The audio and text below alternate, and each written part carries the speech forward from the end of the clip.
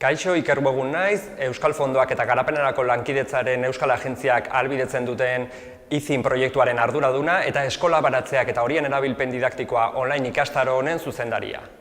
Ikastaro honetan zehar, ikasturte osoan zehar izango dugun ikastaro honek, Jakoba Errekondo izango du irakasle. Jakoba Errekondo badakizuenez oso aditua da baratzen munduan, eta bera izango da zuen euskarria eskola baratze horiek garatu nahi baldin badituzue.